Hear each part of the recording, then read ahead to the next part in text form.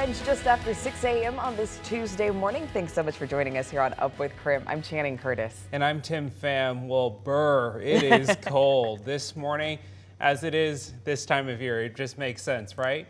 Meteorologist Thomas Patrick is back in the Weather Center. Welcome back. The team is back together after some time off. Thomas, hope you had a great Thanksgiving and maybe have some extra layers now for some extra warmth. Yeah, aside from right here, from Thanksgiving dinner, it is very much frigid this morning. You might be waking up to the sounds of maybe your neighbors scraping the windshields of their cars in the parking lots or on the sidewalks for this morning because it is so cold. There is certainly a layer of frost on all those cars that are parked outside with temperatures in the 20s and teens all across the inland northwest this morning. A couple exceptions up in north central Washington. It's 33 in Omak and 35 for current temperature in Grand Coulee, but 22 here in Spokane. Should be still mostly clear out there. We'll see a little bit of low fog or some low cloud cover trying to develop, but not really dropping the visibility anywhere, at least not just yet. Should be a sunny but a cold day today. Again, we go from the 20s and teens this morning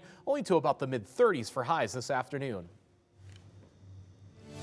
A former Pasco police officer accused of murdering a woman in the 80s will be back in court tomorrow. The last time Richard Aguirre faced a jury, the verdict was a mistrial. However, this time it'll be a bench trial, meaning it will not be a jury handing down the ruling, only the judge.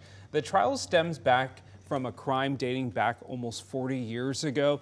Aguirre is charged with first-degree murder for the death of 27-year-old Ruby Doss. She was found strangled to death in East Spokane near the old Playfair horse track in 1986.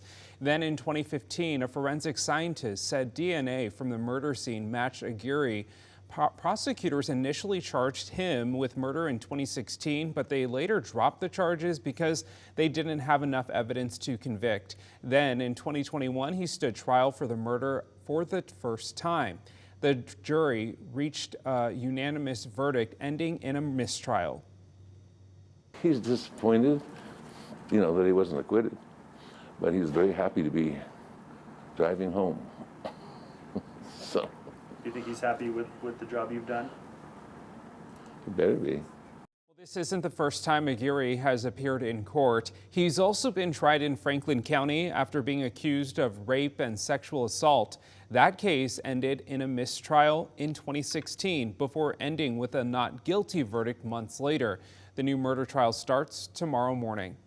Now to an update on a story we first brought you as breaking news yesterday here on Up with KREM. This is video of the area near Seattle Center where police say a 14-year-old girl from the Tri-Cities area was found safe yesterday afternoon.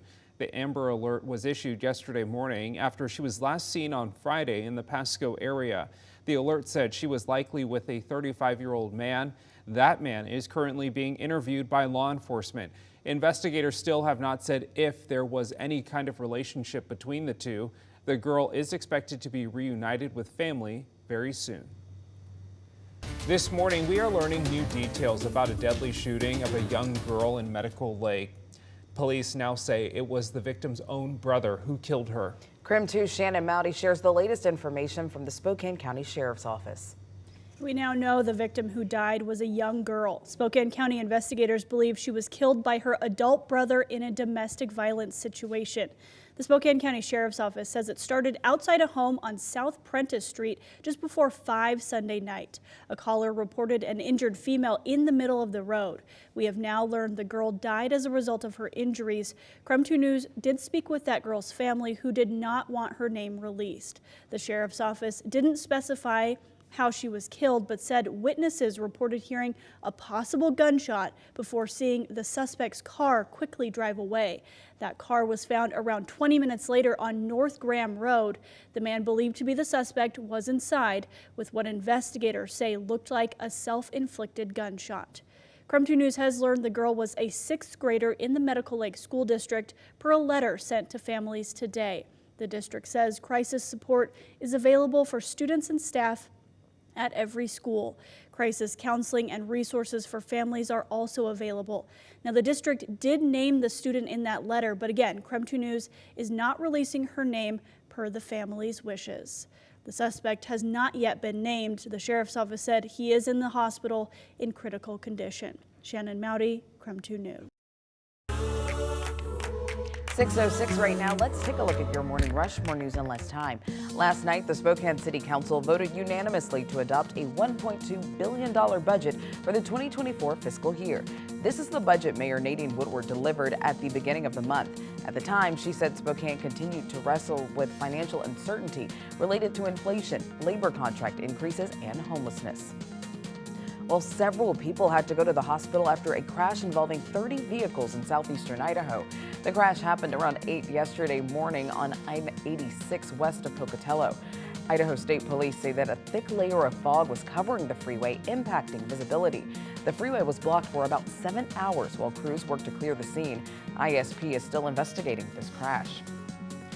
Take a look at this. The wildlife camera at Snoqualmie Pass captured a coyote crossing I-90 using the wildlife overpass. WashDOT says about 800 coyotes have used the crossing so far this year. That's up from the 521 who used it last year. And Silver Mountain cracked a Forbes top 10 list. The ski resort was just named the 4th best U.S. ski resort for the money. Now, for this list, Forbes calculated a lot of factors to figure out what resort gives you the best bang for your buck, including the price of lift tickets, accommodations, overall snow score, and number of runs. The top 3 resorts, though, on the list are all located in Utah. And this is a super cute one. Cupid, the 6-month-old reindeer, is back on the Leavenworth Reindeer Farm after a 17-day stay at Washington State University's Veterinarian Teaching Hospital. The vets saved baby Cupid after he was showing some signs of stomach cramps and pains. According to a TikTok posted by the reindeer farm, after undergoing surgery, the vets were able to remove a stomach blockage. And that's a look at your morning rush. The weather conditions this week are going to be a bit stagnant, meaning that it's pretty quiet, but the air quality could start to drop in small doses. In fact, the air quality is at moderate right now in Spokane and Coeur d'Alene, just because any pollutants could be trapped near the ground. So air stagnation advisory is in effect through Thursday, a prolonged event where we could see small adjustments to those air quality numbers in the coming days. But it is cold this morning, and it likely stays cold all day. Highs no better than about the mid-30s, maybe upper 30s in a few locations. But it will stay cold all this week, which could lead to our best snow chance in quite some time. Friday and Saturday, it's looking likely that we'll pick up some snowfall, and we'll cover that in as much detail as we can at this stage of the forecast. All coming up in a couple minutes here.